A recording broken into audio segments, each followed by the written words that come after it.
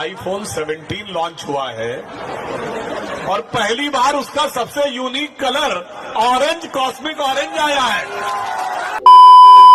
ऐसी मशीन लगाऊंगा, इस साइड से आलू घुसेगा, उस साइड से सोएगा। मुझे नहीं समझ आती इंजीनियरिंग। जो काम में मजा है उसे अपना प्रोफेशन बनाओ। अरे हंसेंगे लोग।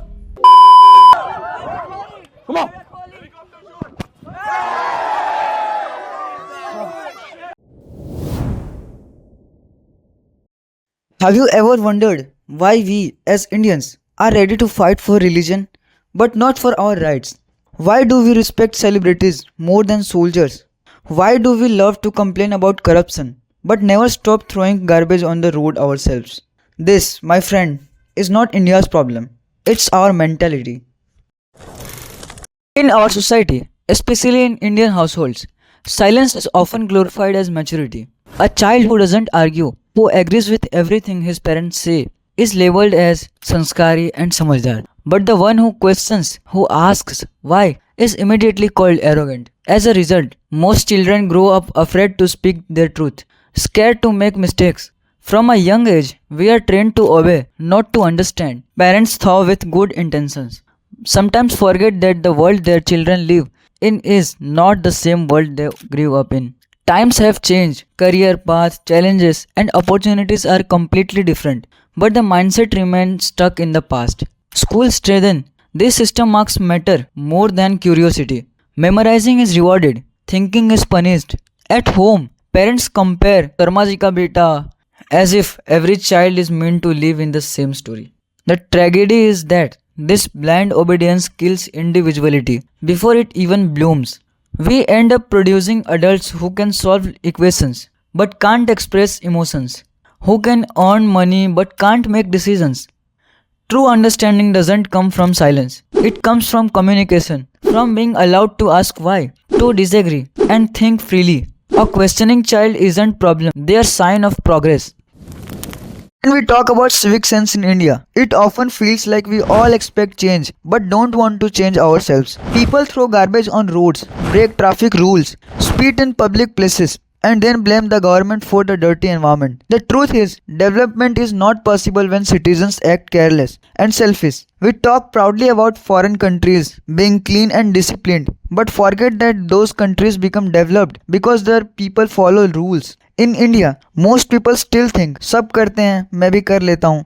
This mindset kills progress. A strong example can be seen in Bihar. Many people say Bihar is not developing, the government is not doing anything. But on the other side, when the government builds bridges, some people steal the iron rods. When they make a pond, people steal the water. When they construct roads, the bricks get stolen overnight. How can any place develop when its people destroy what's made for their benefit? One of the biggest problems in Indian mentality is the fear of log kya sochenge? What will people say? From childhood, we are told to behave, study, dress, and even dream according to what society thinks is right. Parents are not bad. They worry because they have been raised in the same system where reputation means everything. If a child gets low marks, they feel ashamed, not because the child didn't learn, but because समाज में नाक cut जाएगी. Many students live under constant pressure to score high, not for themselves, but to save their parents' image in front of relatives and neighbors. This mindset goes so deep that even adults are scared to do small or honest work. In a country where unemployment is rising, people still refuse jobs like waiter, delivery, or cleaner because they think society will look down on them. We forget that every job has dignity, and real respect comes from hard work, not from someone's opinion. Log Kya Sochenge has become an invisible chain that stops people from following their dreams, changing careers, or even speaking truth. In today's India, religion has become a tool, not a teaching. People are ready to argue, hate, and even destroy relationships in the name of faith, while politicians quietly smile in the background. They know our weakness, that we react more to emotional and religious triggers than to real issues like unemployment, corruption, or inflation. Every election season, instead of questions about healthcare, education, or farmers, we see debates about temples, rituals, and communities. The sad truth is, we don't demand progress, we demand pride. And when pride becomes politicians' currency, manipulation becomes easy. This mindset has gone so far that even foreigner influencers have started playing the same game. When their fame fades, they suddenly start visiting Indian temples, doing aarti, playing cricket with locals, or posting Namaste India videos just to win our hearts. They understand what drives us, our emotional attachment to religion, and our blind hero worship of cricket. We as a society have made these two things our emotional buttons. Press them and win our attention. Meanwhile, our real heroes like the scientists, teachers, farmers, and soldiers remain unnoticed. This isn't about losing faith, it's about misplacing it. Faith should uplift us, not blind us. The moment we start asking real questions about policies, honesty, and development, that's when we truly become aware citizens. Until then, every leader and influencer will keep using our emotions as their shortcut to power. गरीब अगर अनपढ़ रहेगा तभी तो भेड़ बकरियों की तरह इन नेताओं के इशारों पे चलता रहेगा और सभी जानते हैं कि यही अनपढ़ लोग इनका वोट बैंक हैं जो धर्म और जात के नाम पे वोट देते आए हैं.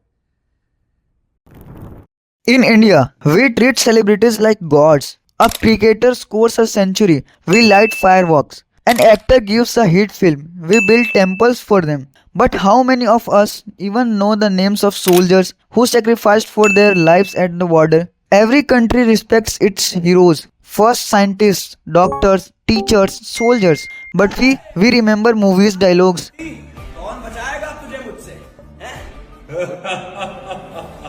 Not the names of our Kargil martyrs. When our kids see us cheering for celebrities, not soldiers, they learn what we value.